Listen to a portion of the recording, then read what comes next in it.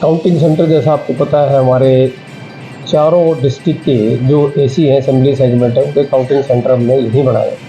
Even Hisar parliamentary का body खड़ा भी हमने यहीं बनाया ताकि हमारा कंट्रोल भी अच्छा रहे, फोर्सेज भी ऑप्टिमली यूटिलाइज रहें, सारे रिसोर्सेज हमारे वो अच्छी तरह से मॉनिटरिंग एक अच्छी हो जाए। यहाँ पे स्ट्रॉन्ग रूम भी यहीं बनाए थे। अब स्ट्रॉन्ग रूम के बाद हमारे 4 कॉन्स्टिट्यूंसी के 3 ऑब्जर्वर आए हैं। एक हमारी भिवानी और तो शाम के एक ऑब्जर्वर हैं, वो आ चुके हैं और उन्होंने भी मुआयना कर लिया है सारे चारों के चारों काउंटिंग सेंटर का और वो सेटिस्फाइड हैं। अच्छी तैयारियां हैं हमारी काउंटिंग की। स्ट्रॉन्ग रूम बहुत साथ है। सारी टेबल्स वगैरह जो टेबल लगाई हैं 14 टेबल हैं या वीवीपैट की काउंटिंग है वो टेबलें सारी लग चुकी हैं और जो कवरेज है हमारी सीसीटीवी की वो कवरेज भी इन प्लेस है और बैरिकेडिंग का काम भी कंप्लीट हो चुका है। पूरी तरीके से हमारे काउंटिंग सेंटर तैयार हैं। स्टाफ की ड्यूटियाँ लगा दी। आज सेकेंड रेंडमाइजेशन हमने कर दिया ऑब्जर्वर की प्रेजेंस में कि कौन कर्मचारी किस असेंबली सेगमेंट में जाएगा। एक टेबल पे 3 कर्मचारी होंगे और उसके बाद राउंड वाइज हर ऑब्जर्वर के पास रैंडमली ईवीएम की चेकिंग होगी। जो भी इलेक्शन कमीशन का एसओपी है उसके मुताबिक सारी कार्रवाई होगी। और पोस्टल बैलेट हमारे यहाँ है नहीं।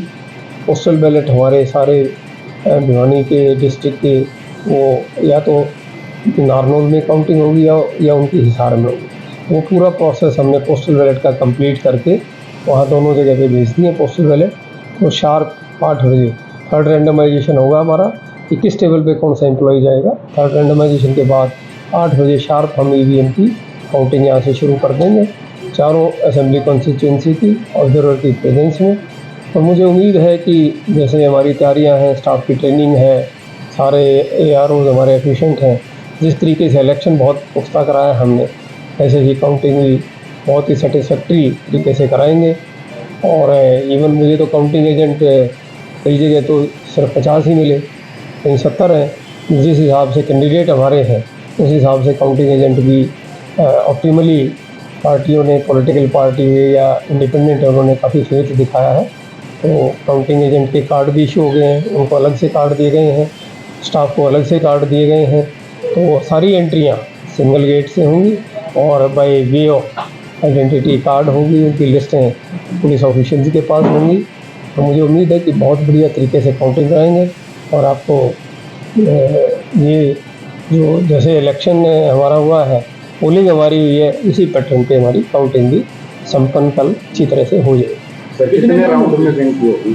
राउंड हमारे लगभग 17 राउंड में हमारी पूरी की पूरी काउंटिंग हो जाएगी और उम्मीद है कि हम 8 बजे शुरू करके काउंटिंग 1 या 2 बजे तक कंप्लीट करें। तो टोटल अगर वोटिंग की बात करें कितने वोट थे, पोल कितने हुए विधानसभा? हमारी विधानसभा के टोटल अगर आप देखोगे तो हमारी लगभग 65% के आसपास पोलिंग हुई है हमारी और सबसे ज़्यादा लोहारू में हुई है 70%, सबसे कम हमारी भिवानी में हुई है 60% और तो शाम में लगभग 66% के आसपास है। तो इस तरीके से तो पिछली बार हमारी काउंटिंग थी, डेफिनेटली उससे हमारी अब की बार पोलिंग कम होगी। तो कोई रूट भी यहाँ बंद किया जाएगा ना? रूट SP साहब और मैंने डिस्कस किया था कि 144 हमने लगा रखी है। भीड़ इकट्ठी नहीं होगी पर किसी भी पब्लिक को इनकन्वीनियंस ना हो, इसलिए रूट दोनों के दोनों सड़कें जो एजुकेशन बोर्ड के साथ है, क्योंकि हमारा बहुत ही चाक चौबंद ये एक सेंटर है पोलिंग का, काउंटिंग का। तो यहाँ पे कोई हमें रास्ता बंद करने की या बाहर डिस्टर्बेंस की कोई वो ऐसी कोई हमारे पास इनपुट नहीं है। तो रास्ते चलते रहेंगे, पब्लिक को इनकन्वीनियंस ना हो और हमारी जो चारों तरफ है सिक्योरिटी वो पूरी तरीके से जो सिक्योरिटी है वो रहेगी। जैसे घोषणा के बाद मान लो वैसे मान लो तो ये समर्थन वगैरह है कोई दर्शन के लिए इकट्ठा हो सकते हैं या कोई तो उसका हमने 200 मीटर के दायरे में रेस्ट्रिक्शन कर रखी है और दर्शन की जहाँ तक बात है तो वो उस दायरे के बाहर करेंगे।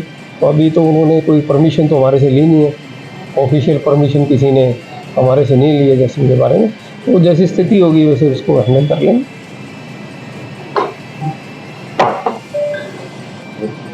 कितने सुरक्षा कर्मचारी तैनात किए गए, कितने देर की सुरक्षा यहाँ पर बनाई गई, क्या व्यवस्था की गई? देखिए, सिक्योरिटी को लेकर जो इलेक्शन कमीशन की हिदायतें हैं, जो 3 टियर कॉर्डन लगाना होता है, वो एक लगाया गया है। पहले से ही चल रहा है, जब से पोलिंग हुई है तब से इन प्लेस है, जिसमें फर्स्ट लेयर में सबसे इनरमोस्ट लेयर है, उसमें central armed police force CAPF लगती है। बीच वाली जो लेयर है, सेकंड लेयर, उसमें हमारी स्टेट आर्म्ड पुलिस लगती है, और थर्ड लेयर के अंदर हमारे डिस्ट्रिक्ट पुलिस लगती है। अब काउंटिंग को ध्यान में रखते हुए हर जगहों पे थ्री लेयर सिक्योरिटी को मेंटेन करते हुए जिला पुलिस और साथ में जो बाहर की फोर्स आई हुई स्टेट आर्म पुलिस है और सीएपीएफ, उसके साथ व्यवस्थाएं बना दी गई हैं। कुल 6 कंपनी के करीब फोर्स टोटल डिप्लॉय हुई है। पूरी अगर बात करें 100 मीटर की पेरीमीटर, तो हमने 100 मीटर के जो एरिया है उसको पेडेस्ट्रियन जोन के रूप में कन्वर्ट कर दिया है बैरिकेडिंग के साथ। वहाँ पर कोई व्हीकल अलाउड नहीं होगी। उसी के बाहर सारे पार्किंग स्पेसेस जो हैं वो डेजिग्नेट किए गए हैं। सिंगल एंट्री मॉडल पे काम चलेगा और आइडेंटिफिकेशन बेस्ड प्लस फिस्ट सभी जो एंट्री गेट है उस पर सभी ऑफिशियल के पास होगी। इसको चेक करने उपरांत प्रॉपर फिस्की के साथ ही आपको अंदर एंट्री मिलेगी। उसके अलावा किसी भी तरह की लॉइटरिंग जो है वो प्रीमाइसेस में अलाउड नहीं होगी। एक डेजिग्नेटेड सभी के कलर कोडेड पास हैं असेंबली वाइज काउंटिंग एजेंट्स के, उसको फॉलो किया जाएगा। और पूरी तरह से हमारी किसी भी आपात स्थिति से लड़ने के लिए हमारी स्क्वाड टीम्स जो हैं वो भी डिप्लॉयड होंगी। रिजर्व पुलिस बल भी भारी मात्रा में स्ट्रेटेजिक लोकेशंस पे रखा जाएगा। इसके साथ साथ ट्रैफिक व्यवस्था को सुचारू रूप से चलाने के लिए ट्रैफिक मैन जो है डिप्लॉय किए गए हैं। हमने सभी रोड्स को चालू हालत में रखा है, किसी को बंद नहीं किया है। रूट डाइवर्जन की रिक्वायरमेंट एज सच अभी प्रतीत नहीं होती है। समय अनुसार अगर लोड बढ़ता है ट्रैफिक का, अकॉर्डिंगली उस समय प्लान किए जाएंगे।